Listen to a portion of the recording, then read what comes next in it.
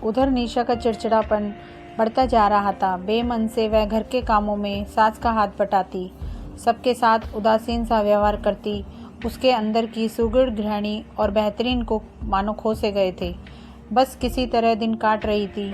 सास उसे कई बार कह चुकी थी कि राजीव को मुगलई दाल मखनी और मिस्सी रोटी बहुत पसंद है, उसके लिए बना दे, मगर वह टाल देती। 6 महीने बीत गए। राजीव अपने वादे पर खरा उतरा था। उसने भूल कर भी कभी निशा के करीब आने की कोशिश नहीं की और ना ही कभी निशा को जताया कि उसे कोई शिकायत है। इसके विपरीत वह हमेशा निशा को खुश रखने की कोशिश करता। एक समर्पित पति की तरह अक्सर ही निशा को कभी मूवी, कभी रेस्टोरेंट तो कभी मंदिर ले जाता, उसकी छोटी से छोटी ज़रूरतों का ध्यान रखता। इन्हीं दिनों उषा ने एक बेटे को जन्म दिया। उषा की सास की तबीयत इन दिनों कुछ ठीक नहीं थी। जच्चा बच्चा के साथ साथ घर की समुचित देखरेख करने का सवाल सामने खड़ा हो गया।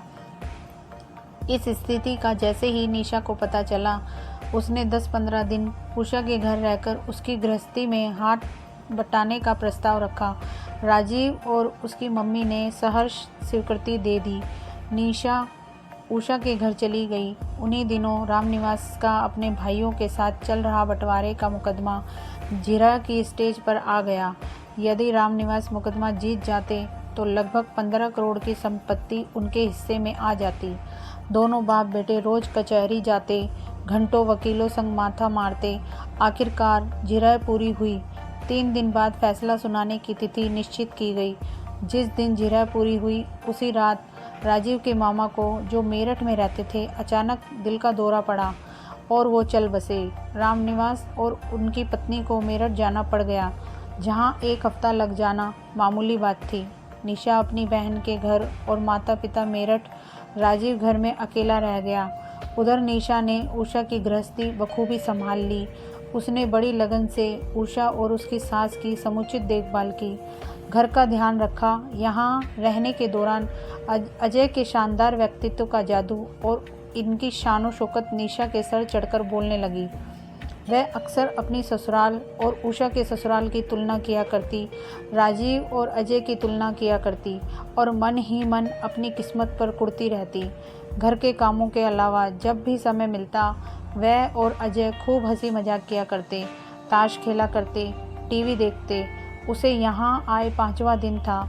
निशा ने सबको खाना खिलाया। उषा और उसकी सास को अलग अलग आहार बनाकर दिया, दवाइयाँ दी। सारा काम निपटाकर अपने कमरे में, जो कि उषा के बेडरूम के बगल में था, सोने चली गई। पलंग पर लेटते ही उसे नींद आ गई। थोड़ी देर बाद अचानक उसे अपने बदन पर किसी के स्पर्श का एहसास हुआ तो उसकी नींद खुल गई। कमरे में जलते हुए नाइट बल्ब मध्यम रोशनी में उसने देखा कि अजय उसके बगल में बैठा है और उसके हाथ उसके जिस्म पर नैतिकता की सीमा लांघकर फिर रहे हैं। वह बुरी तरह चौंक कर उठ बैठी। उसकी जुबान को ताला सा लग गया। कुछ समझ नहीं पा रही थी कि क्या बोले। उसकी चुप्पी का अजय ने कुछ और ही मतलब समझा। उसका हौसला और बढ़ गया। उसने निशा के चेहरे को बाहों के घेरे में लेकर उसके होठों को चूमने की कोशिश की और कान में फुसफुसाया, आई लव यू निशा, आओ इस रात को हसीन बना दें। अजय के कुत्सित इरादों को भांपते ही निशा जैसे सकते की हालत से बाहर निकली। वह तड़प कर उससे परे होती हुई अजय के चेहरे पर एक जोरदार तमाचा लगाया और नफरत भरे स्वर में बोली, चुपचाप निकल जाओ यहाँ से। अगर मुझे उषा का ख्याल ना होता तो सारे घर के सामने आपको नंगा कर देती। Get out. जिल्लत और शर्म से भरकर अजय चुपचाप कमरे से बाहर निकल गया। उसके बाहर जाते ही निशा बिलख पड़ी। आज मानो वह एक क्षण दुनिया से बाहर निकली थी। अजय की जिस छवि के सम्मोहन ने उसकी सोच को जकड़ रखा था, वह आज तार-तार हो गई। रोते रोते उसके जहन पर राजीव का निष्पाप चेहरा उभरा, जो अजय जितना सुंदर भले ही ना हो, मगर जिससे सच्चाई का नूर टपकता था। उसके जहन पर राजीव से जुड़ी यादें उभरने लगी। कैसे उसने बेकसूर होते हुए भी बिना शिकायत निशा की ज्यादती सही थी। कैसे वह हर वक्त उसकी खुशियों की परवाह किया करता था। उसे याद आया कि पिछले दिनों एक शादी समारोह में अजय जहां गर्भवती उषा को अकेला छोड़कर लड़कियों के साथ चूल्हाबाजी, पलट और मस्ती में डूबा था, वहीं राजीव सारे समारोह में उसके साथ साथ रहा था। राजीव के लिए तो मानो निशा के आगे दुनिया खत्म थी। बड़ी मुश्किल से सदियों की तरह लंबी वो रात गुजरी। सुबह होते ही निशा ने अपना सामान पैक किया और उषा की सास के कमरे में जाकर कहा, आंटी जी, मेरा मन जरा ठीक नहीं है, मैं घर जा रही हूँ, आप उषा को बता देना। और उनका जवाब सुनने से पहले ही वह बैग उठाकर घर के बाहर निकल गई और टैक्सी पकड़कर सीधी अपने घर पहुँची। सुबह के 8 बजे थे। राजीव घर पर अकेला बैठा ड्राइंग रूम में टीवी देख रहा था। निशा को देखकर वह हैरान रह गया। अरे तुम तो 8-10 दिन बाद आने वाली थी। मेरा मन नहीं लगा वहाँ, इसलिए लौट आई। आपने नाश्ता कर लिया?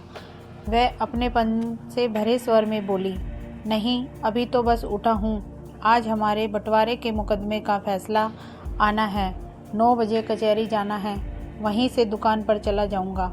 शायद आज लंच के लिए घर ना आ सकूं, बाहर ही कुछ खा लूँगा। आप तैयार हो जाइए, मैं नाश्ता बना देती हूँ। राजीव ने सहमति में सिर हिलाया, टीवी ऑफ किया और बाथरूम में घुस गया। ड्राइंग रूम में अकेली खड़ी निशा ने सारे घर पर निगाह दौड़ाई। आज घर का जर्रा जर्रा उसे अपना स्वागत करता महसूस हो रहा था। उसने एक ठंडी सांस ली और किचन में घुस गई। राजीव के नहा धोकर तैयार होने तक निशा ने सैंडविच और चाय बना ली और उसे सर्व कर दिया। जब तक वह नाश्ता करके उठता, निशा ने फटाफट गोभी के 2 पराठे और आम का मीठा अचार एक टिफ़िन में पैक कर दिया। राजीव अपना बैग लेकर घर से निकलने को हुआ तो वह फटाफट टिफ़िन लेकर आई और उसे थमा दिया और अधिकारपूर्ण भाव से बोली, बाहर का खाने की कोई ज़रूरत नहीं, ये गोभी के पराठे पैक कर दिए हैं, लंच में खा लेना। निशा के बदले बदले अंदाज राजीव को भी महसूस हो रहे थे। जरूर ये उसका वहम है, उसने मन ही मन सोचा। फिर भी मन में एक अजीब से हर्ष का अनुभव करता उसने टिफ़िन बैग में रखा और विदा हो गया। पीछे घर में निशा अकेली रह गई। उसने चारों ओर निगाहें दौड़ाई। गृहिणी की उपस्थिति के अभाव में घर अपेक्षा अनुरूप बिखरा पड़ा था। उसमें साड़ी का पल्लू कमर में घोंसा और मनोयोग से घर को व्यवस्थित करने में जुट गई। शाम तक वह लगी रही। इस दौरान उसने अपना सारा हुनर इस्तेमाल कर लिया और शाम होते होते जो घर सुबह कबूतर खाना हो रहा था वह एक सुव्यवस्थित आशियाना बन गया। शाम के 5 बज गए। वह थक गई थी, मगर अभी उसे कुछ और करना था। उसने आधे घंटे आराम करके अपनी थकान मिटाई, फिर उठी और नहा धोकर फ्रेश हुई। उसने घड़ी पर निगाह दौड़ाई। 7 बजने को थे। 8 बजे राजीव का आना अपेक्षित था। कुछ याद करके उसके चेहरे पर एक मीठी सी मुस्कान तैर गई। फिर वह किचन में घुस गई और बेहद मनोयोग से मुगलई दाल मखनी व धनिए की चटनी बनाई और मिस्सी रोटी का आटा तैयार करके रख दिया। अपेक्षा अनुरूप 8:15 बजे राजीव घर लौटा। उसका चेहरा खुशी में से दमक रहा था। घर में घुसते ही उसने बैग सोफे पर फेंका और हर्षित स्वर में बोला, निशा, हम केस जीत गए, अब हमें अपना हक मिल जाएगा। हम जीत गए निशा, हम जीत गए। कहते कहते उसने घर पर चारों ओर नज़र दौड़ाई। घर का कायापलट हो चुका था। उसने हैरानी से निशा की ओर देखा। निशा ने मुस्कुराकर सिर झुका लिया और मन ही मन बोली, हाँ राजीव, आप जीत गए, अब आपको आपका हक ज़रूर मिलेगा। आप हाथ मुंह धो लीजिए, मैं खाना लगाती हूँ। वह प्रत्यक्ष बोली, आज इतनी बड़ी खुशी का दिन है, हम साथ खाना खाएंगे। राजीव को कानों पर विश्वास नहीं हुआ। हाँ हाँ, क्यों नहीं, वह प्रसन्नता से बोला। क्या बनाया है आज? उसने पूछा। दाल मखनी और मिस्सी रोटी, निशा मीठी मुस्कुराहट के साथ बोली। खास मेरी पसंद का खाना। राजीव हैरान होता हुआ मंत्रमुग्ध सा वॉश बेसिन की ओर मुड़ गया। वो समझ नहीं पा रहा था कि इतने बड़े केस में मिली जीत की खुशी मनाए या निशा के बदले व्यवहार की। थोड़ी देर बाद दोनों ड्राइंग रूम के फर्श पर ही बैठकर एक ही थाली में डिनर कर रहे थे। खाना इतना जायकेदार बना था कि राजीव उंगलियां चाटता रह गया था। आज खाने के जायके में एक मजे हुए कुक के हुनर के साथ साथ अपनी प्रियतमा के मनुहार का तड़का भी साथ था। अजय की आत्मा तक तृप्त हो गई। खाने के बाद निशा ने बर्तन वगैरह हटाए और फिर अजय से बड़े मनुहार भरे स्वर में बोली, मेरा आइसक्रीम खाने का बड़ा दिल कर रहा है। आप क्वालिटी बूथ से कसाटा का पैक मेरे लिए ला दोगे प्लीज़? अरे इतनी सी बात, राजीव प्रसन्नता से बोला। उसके लिए यही बहुत था कि निशा ने उसे किसी काम के लिए बोला था। देखो, इस समय तो आइसक्रीम जनकपुरी मोड़ पर ही मिलेगी, आने जाने में कोई आधा घंटा लग जाएगा। तब तक तुम टीवी देखो, मैं आइसक्रीम लेकर आता हूँ। कहकर राजीव ने कार की चाबी उठाई और फ्लैट से बाहर निकल गया। यही तो निशा चाहती थी। उसके जाते ही निशा अपने कमरे में गई, अलमारी खोली और अपनी शादी का जोड़ा निकाल लिया। आज उसे फिर से दुल्हन बनना था। वह खुद का श्रृंगार करने में लग गई।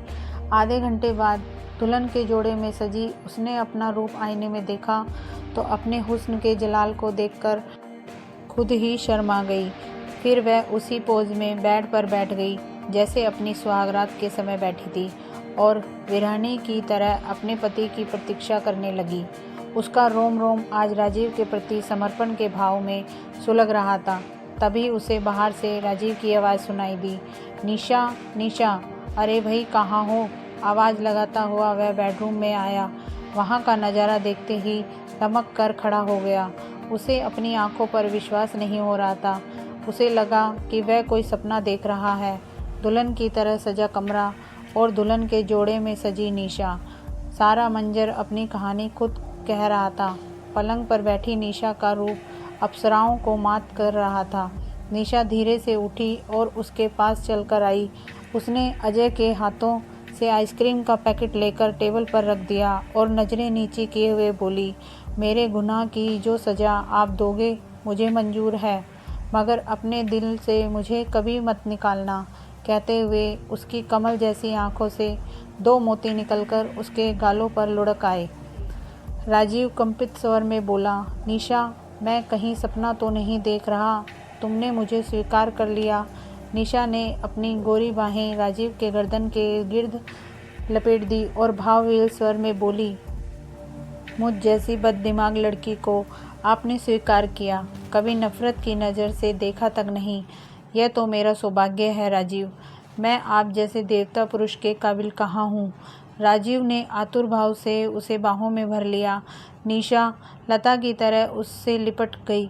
वक्त जैसे थम गया। कितनी ही देर दोनों यूं ही आलिंगनबद्ध खड़े रहे। फिर निशा ने राजीव के कानों में प्यार भरे स्वप्निल स्वर के साथ कहा, उषा को बेटा हो गया, अब हम भी मम्मी पापा बनेंगे। राजीव भावविभोर स्वर में बोला, हाँ, मगर मुझे बेटी चाहिए, तुम्हारे जैसी नहीं, आप जैसी। मेरे जैसी हुई तो नकचड़ी बनेगी। वो हंसते हुए बोली। राजीव भी हंस पड़ा। दोनों ने पलंग की ओर नज़र उठाई। निशा ने शर्माकर सिर झुका लिया। राजीव ने उसे अपने बलिष्ठ बाहों में उठाया और पलंग की ओर बढ़ चला। सड़क पार कहीं दूर लाउडस्पीकर पर गाना बज रहा था, दो सितारों का जमी पर मिलन आज की रात। आइसक्रीम उपेक्षित सी पड़ी पिघलती रही। आज उनकी सुहागरात थी।